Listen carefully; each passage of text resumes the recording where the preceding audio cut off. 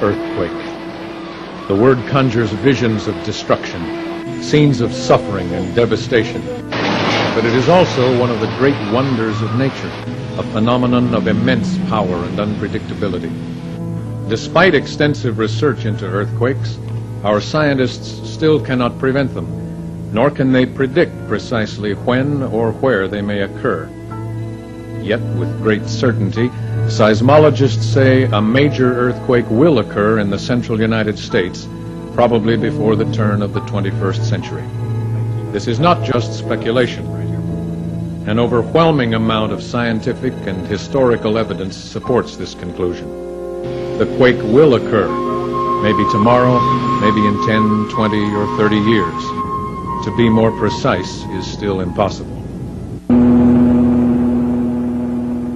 Most people, while watching the nightly news, have viewed scenes of cities ravaged by earthquakes. Yet few have any real concept of how powerful, how errantly destructive a quake can be. Imagine a tornado ripping through your town. Horrible as it may be, it is nothing compared to the power released during a major earthquake. Then imagine thousands of tornadoes tearing through an area as large as several states. If you can grasp the immensity, you are just beginning to realize how a quake can lay waste entire cities, how it can indiscriminately injure and kill hundreds and thousands of people. Remember, there is no guarantee a tornado will rip through your town.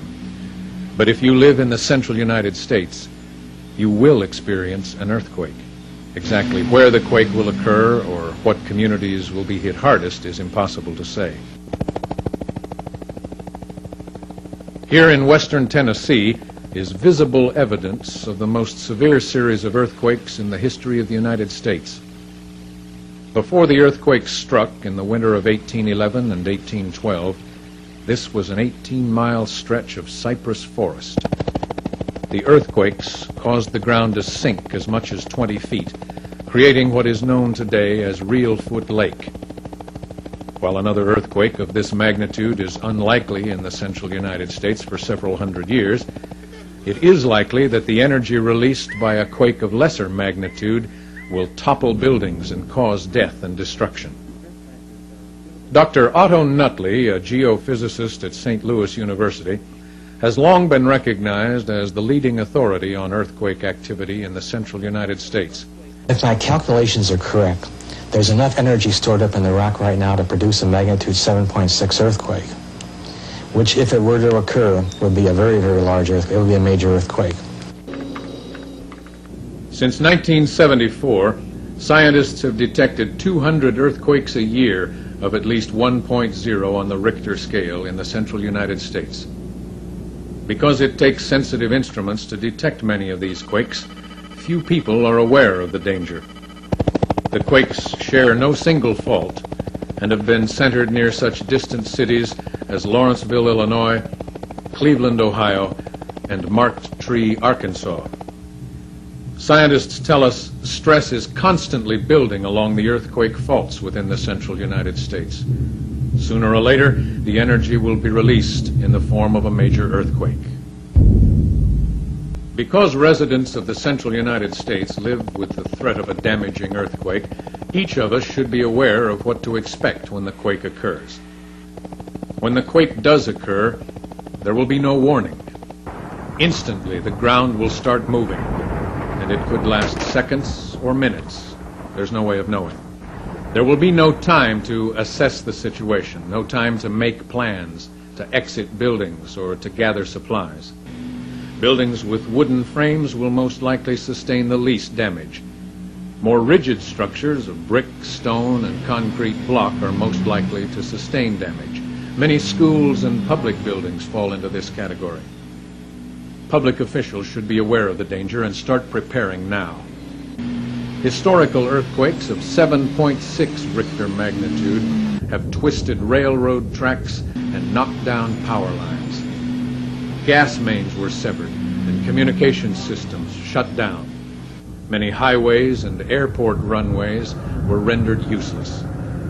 A major earthquake in the central United States will have an immediate and major impact on transportation, commerce, and communication systems nationwide.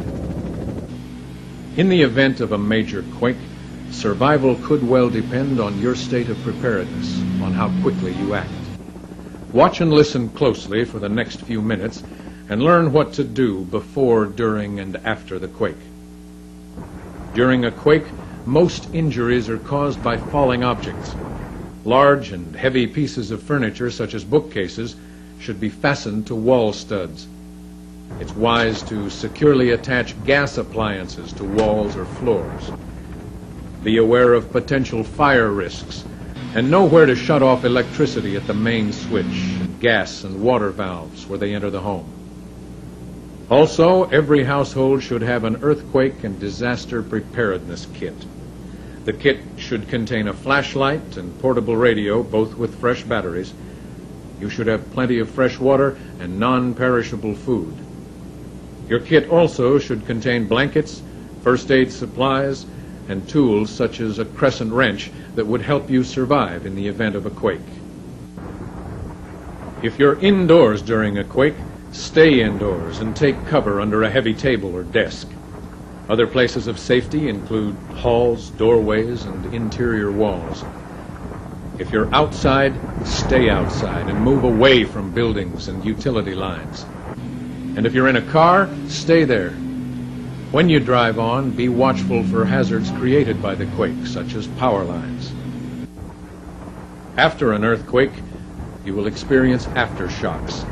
Most of these are likely to be of lesser intensity than the main shock, but they are capable of causing additional destruction, so stay out of heavily damaged buildings.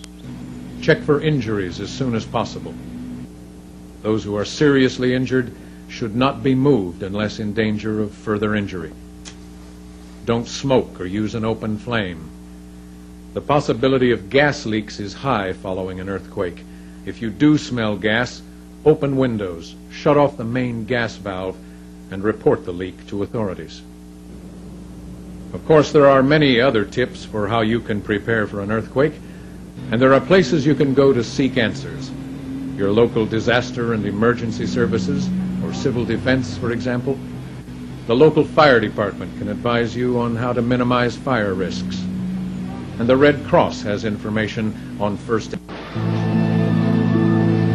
Because we know a major earthquake could occur at any time, it is impossible to be too prepared. The more you know about your home, office, and surroundings, the better off you will be. Don't be unprepared for the coming quake. When you realize it's only a matter of time, you've taken the first step towards saving your life and the lives of those you love. The quake will happen. If we are prepared, we can save lives.